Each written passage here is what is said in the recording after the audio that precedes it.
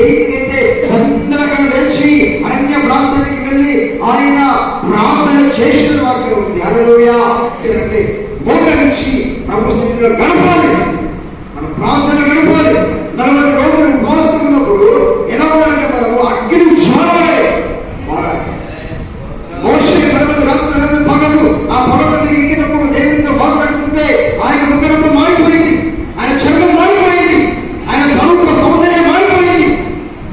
40 రోజులు ఉపవాసం ప్రార్థనలో నీ స్వభావము, నీ స్వరూపము, నీ సౌందర్యము క్రైస్తు వాడాలి, క్రైస్తు వాడాలి. చిన్న సాక్ష్యం చెప్తాను. ఒక సంఘంలో ఒక బ్రదర్ ఉన్నాడు. ఆ బ్రదర్కి ఎంతకి ఆత్మహత్య, ఎంతకి వాక్యం వస్తుంది, ఎంత ప్రయత్నిస్తున్నా ఆత్మీయ పెరుగు కనపడుతుంది. సంఘంలో ఎప్పుడు వచ్చినా కూడా వేడి పండుగలు అదే చూస్తున్నాడు. ఎన్ని ఇష్టం నేను ఎందుకు ఇబ్బంది, నేను ఎప్పుడు ఇష్టపడతాను, అసలు ఎందుకు వస్తావా మధ్యానికి, అసలు ఇవాళ ఏం ప్రయోజనం ఇక్కడ, నాకు చాలా బాధ అనిపిస్తుంది. అప్పుడు 5 ఇష్టం ఆఫీస్ ఇంటి పోయినట, ఇంటి వాళ్ళ బాగా అయిపోయినట. నన్ను ఈరోజు మాస్టర్ గారు బాగా వచ్చిండు, నన్ను అవమానపరిచిండు. మరి ఏం చెప్పలేదు అంటే ఒక 7 దినాలు నేనేం చేస్తానంటే రూమ్లోకి గదిలోకి వెళ్ళి నేను ఉపవాసం నుండి వాక్యం ప్రార్థన అలా గడిపేస్తాను చెప్పి తన భార్యతో నిబంధన చేసుకున్నాడు. బయట గడిచి తన చేసి తన జీవుడు వేసుకో 7 దినాల తర్వాత తన చెప్పించింది. సరే భార్యగా తన చేసి ఆ గదిలోకి వెళ్ళి 7 దినాలు ప్రార్థిస్తున్నాడు, వాక్యం వింటున్నాడు. అలా 7 దినాలు గడిచిపోయిన తర్వాత 8వ దినం బయటకు వచ్చి శుభ్రంగా స్నానం చేసుకున్న ఇంటికి కొంచెం గ్లాస్ పాలు తాగి తన భార్యతో మాట్లాడుతున్నాడ. అమ్మ నా 7 దినాలు ఉపవాసం అయిపోయింది అన్న తర్వాత తన భార్య మార్కెట్ పోయి కూరగాయలు తీసుకురామని చెప్పంటే ఆ ముక్క తీసుకొని ఆ డబ్బు తీసుకొని ఆ బయట వెళ్ళి మట్టి పక్కన పెట్టి ఆ కూరగాయలు అన్నం తిరిగిపోయి అమ్మ వచ్చిన టమాటాలు ఇవ్వని అనగానే టమాటాలు దొరికేటువంటి ఆ ముసలమ్మ ఈ బ్రదర్ ముఖం చూడగానే కింద పడి వదిలిపెట్టుకుని కాకపోయినాడు. ఆయన ఏమలేదు. ఆ పక్కన వచ్చి వాళ్ళ కింద పడతారు, ఈ పక్కన వచ్చి ఆమె కింద పడుతున్నారు. ఏం జరిగిందంటే వాళ్ళ అయ్యగారికి కొట్టేసి ఎలుషయ్య విగ్రహం జరుగుతుందండి, నేను ఇక్కడ మార్కెట్ మీద ఉన్నా, ఇక్కడ జరిగిందని చెప్పినప్పుడు అయ్యగారి ఇంటికి చూస్తే ఆయన క్రీస్తు ప్రభావం దురాత్మను కాల్చేసింది. ఆయన క్రీస్తు మహిళ దిగి వచ్చి దురాత్మ శక్తులను బంధించి ఆ ఒకే రోజు 5 రక్షణ కలిగింది. హల్లెలూయా, హల్లెలూయా. ఉపవాసమున్న నీవు ఎలా ఉండాలంటే నీ ఉపవాస దినములు ముగించలోగా అనేక ఆత్మలు పట్టబడాలి, అనేక గుణాలను కాలిపోవాలి. క్రీస్తు మహిమ, క్రీస్తు స్వారూప్యం సాక్ష్యం నీలో కలగాలి. హల్లెలూయా. ఉపవాసం అనగాదు మరి ఎలా అంటే ధర్మశాస్త్రం నెరవేర్చబడాలి, తండ్రి చిత్తం నెరవేర్చబడాలంటే నేను దైవ కుమారునే కదా, నేను దైవ కుమారునే, దేవుని కుమారునే కనుక నా ఇష్టమైన నడుస్తాను కుదరదు. వాక్యాన్ని లోబడి వాక్యం నెరవేర్చగలుగుతా ఆయన అరణ్య ప్రదేశానికి వెళ్ళి ఆయన కొండ ప్రాంతానికి వెళ్ళి 40 రోజులు ఉపవాసం ఉండి ఆత్మలు బలం పొందుకున్నాడు, దురాత్మల మీద బలం పొందుకున్నాడు, లోకం మీద అధికారం పొందుకున్నాడు. అలాంటి కృప దేవుడు మనకు అనుగ్రహించాడు. మనం కూడా ఉపవాసం ఈ దినాలు మనం ఎలా ఉండాలంటే మనం క్రీస్తు స్వారూప్యము కలిగి జీవించాలి. హల్లెలూయా. అయితే ఈ ఉపవాసం ఉన్న దినాల్లో మనం ప్రార్థన గడుపుతున్నప్పుడు మనకేమొస్తాయి? శోధన మాట మన శ్రమలు వస్తాయి. హల్లెలూయా. ఏమొస్తాయి? ఎంతమంది శ్రమలు చేద్దాం.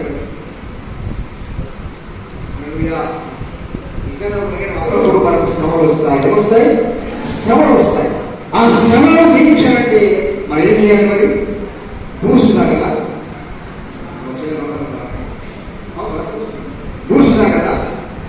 బిర్యానీ కదా. ఒక అనేది ఉపవాసం ఉన్నాడు, ఆ టిఫిన్ బాక్స్ లగేజ్ పంపించినప్పుడు దాంట్లో 12 పురుగులు ఉన్నాయి, 4 చపాతీలు ఉన్నాయి, 2 బనాలు ఉన్నాయి, ఒక యాపిల్ ఉన్నది. కరెక్ట్ టైం ఇస్తాను 3 ఎప్పుడైనా దాంట్లో 3 కాగానే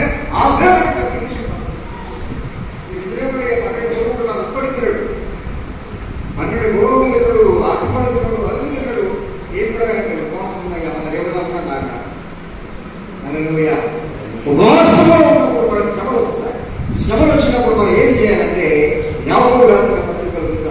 యాకోబు రాసిన పత్రిక 5వ అధ్యాయం 11వ వాక్యాన్ని మనం చదువుతున్నాం. మీలో ఎవరికైనా శ్రమ సంభవించిన అప్పుడు ప్రార్థన చేయగలరు. హల్లెలూయా, హల్లెలూయా. ఈ శ్రమ కాలంలో, ఈ ఉపవాస దినాల్లో మనకు వచ్చేటువంటి శ్రమలు కానీ, శోధనలు కానీ, వెలుగులు కానీ, ఇబ్బందులు కానీ, అపవాది గర్జించి సింహంలో ఎవరు వెలుగులు కానీ ఆకాశంలో దురాత్మ శక్తులు కనిపించకుండా మన మీదకి వచ్చినప్పుడు మనం ఏం చేయాలంటే ప్రార్థన చేయాలి. మీరు ఎవరికైనా శ్రమ సంభవించినా ప్రార్థన చేయాలి. హల్లెలూయా. దానిలో శ్రమ వచ్చింది. ఏమిటి ఆ శ్రమ అంటే ప్రార్థన చేస్తే సింహాల పోగేస్తాం. ఆయన ప్రార్థించుకుంటున్నాడు. సైనికులు వచ్చి చూస్తే దాని అప్పటికి ప్రాంతంలో వాళ్ళ చెబుతున్నారు రాజురమ్మ సింహాల పోగేయాలంటే ఆయన మన్నాడు నా ప్రార్థన సందర్భంగా ఉన్నది, ప్రార్థన పుస్తకం వాళ్ళందరికీ వేటి గురించి ప్రార్థించుకుని వెళ్ళచ్చు. ఏది కుదరబడతారంటే సింహాల పోగంటే బాగుంటాం. పోయిన తర్వాత సింహాల పోగ వేస్తే దానిలో ఆ రాత్రి సింహాలకి ఏం చేసాడు? ఆన్లైన్ మొదలు పెట్టాడు. సింహాలకి ఏం చేసాడు? రాత్రి అంతా పడలేదు. ఆయన చేస్తాడు అలా చూస్తాడు. ఏమే సింహం అంటే మాటలు ఉచితమైన సింహం అన్నాడు.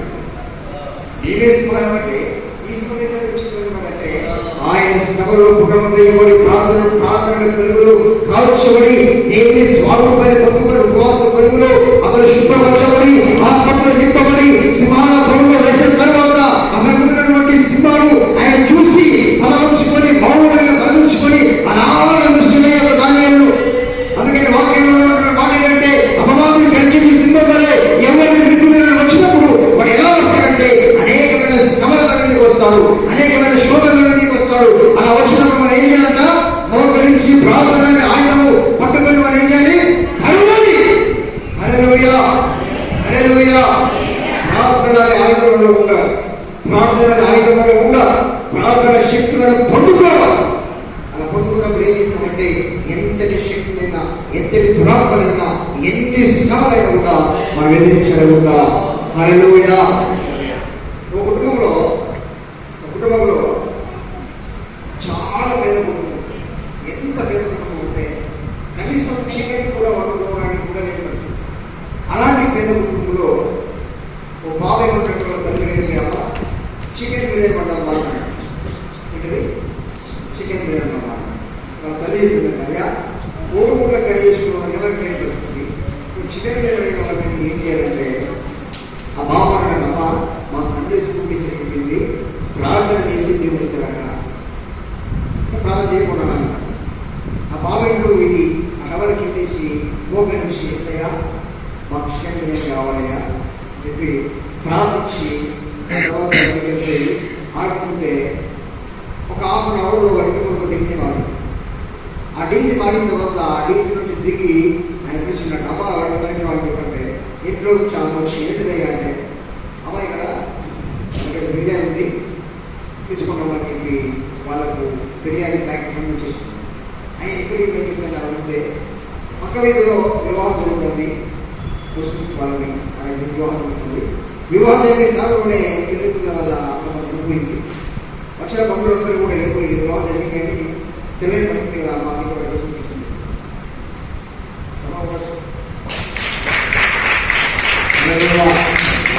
చూడండి, చిన్న పిల్లల ప్రార్థన దేవుడికి అంత అర్థం కలిగించాడు.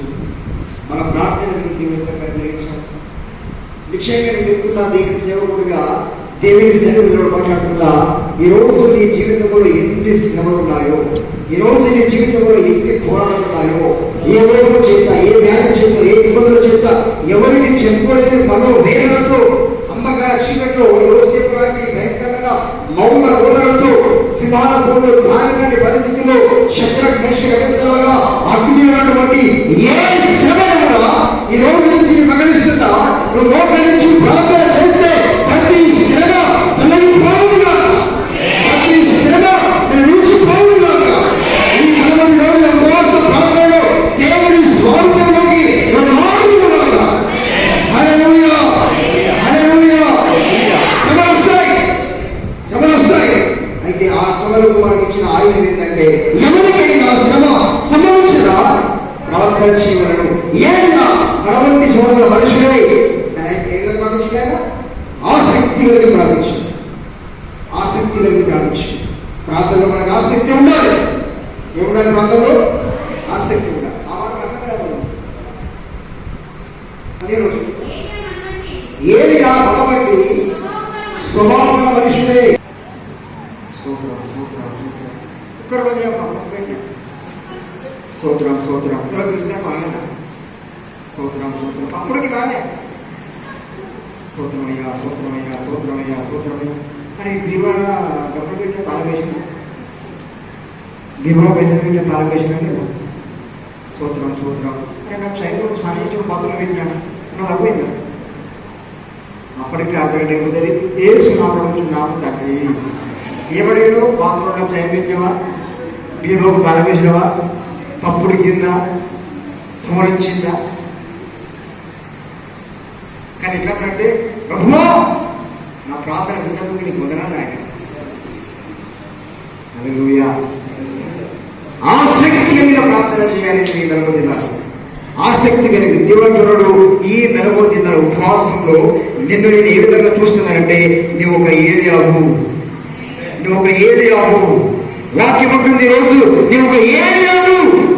ఒక ఏలియాలో మార్చబడ్డ దినం. అయితే నువ్వు శోధనలు వస్తున్నాయి. ఆ శోధనలు ఆ శ్రమలో నువ్వు ఏం చేయాలంటే ఆసక్తి కలిగి ప్రార్థన చేయాలి.